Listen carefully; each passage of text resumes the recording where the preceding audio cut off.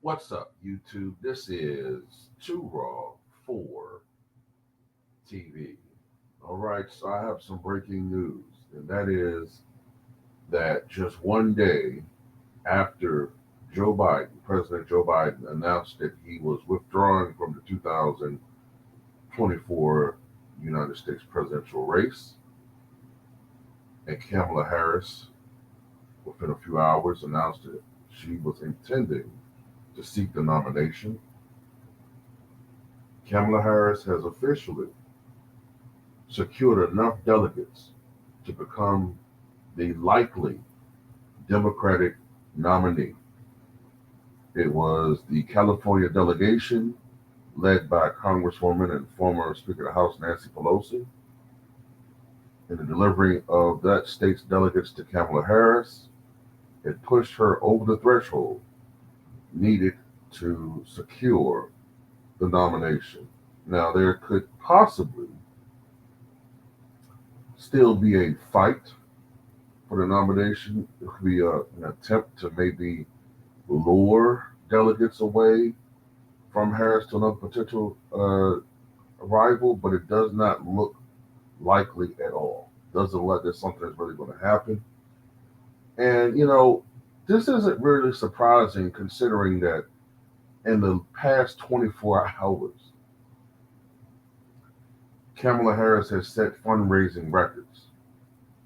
So when you're a cash cow of that magnitude, of that caliber, although I strongly suspect that a lot of this has to do with the hatred for Trump rather than the popularity of these candidates. Remember, Joe Biden just set a prior uh, donating daily record just 3 weeks ago, a month ago. So it's really, and he doesn't have high approval ratings at all. As we saw, he didn't have the total support of his party. He dropped out. So that's more of a disdain for Trump more than anything else. But still, when you're able to raise that much money in one day, that's going to sway donors and sway Democratic Party elites to get pledges to uh, fall in line, I should say, and support Kamala Harris. So this was a virtual convention. Now, this is the thing. Um, I told you all that they had to hurry up and vote before early August. It was some law, I think it was for Ohio, where they had to come up with a nominee before the convention. The actual actual convention is going to be in about 3 weeks. So it looks like they have their nominee. And so it looks like it's going to be Kamala Harris versus Donald Trump. And, I look at it like this. I still have a hard time seeing, barring some disaster for Trump, I have a hard time seeing him lose. Um, One thing that I think that he'll probably do is avoid her as far as debating and try to run the clock. I think they will debate, but if I had to take a guess, it'll be sometime in October. I think Trump wants to run out the clock on this chick. See, everybody knows Biden was a feeble guy. You know what I'm saying? He had no problems debating Biden. He knew he could beat him. But Kamala, she's not, her brain isn't slowly, what I'm saying, uh, dissolving and whatnot. Not yet. She's still a relatively young person at 59 years of age. So I think that intimidates Trump. Um, Look, Kamala is somewhat lazy when it comes to studying and being prepped. We've seen that before. But I would think in this scenario, she would finally be motivated, knowing that there's all these questions about her.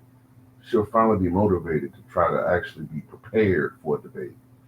because she wants this. She wants the presidency. Uh, so I think she'll be prepared to be on her game. And I know Trump wants to have every advantage necessary. He doesn't have to debate her. It's not like he's in a position where he's behind. He's in the driver's seat. So a debate would do nothing but help her. And it would potentially, if she performed well, to those who are actually unbiased and trying to look at it from, hey, which one do people want to vote for?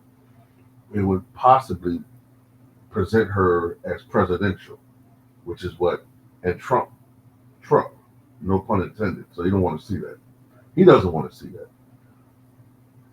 I gotta say this too, though. I gotta say this.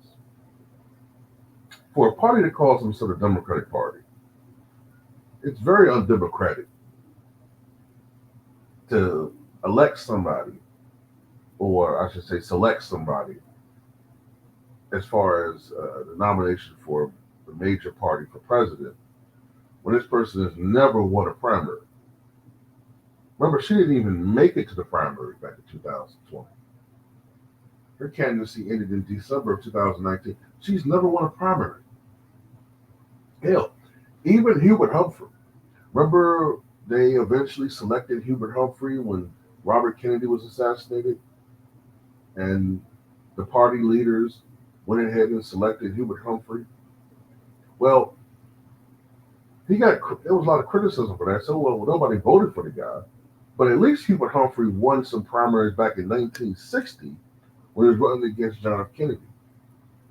He lost the nomination, but he did win, I think, some primaries. I know he won Minnesota and he won, I think, Wisconsin. So he won some primaries.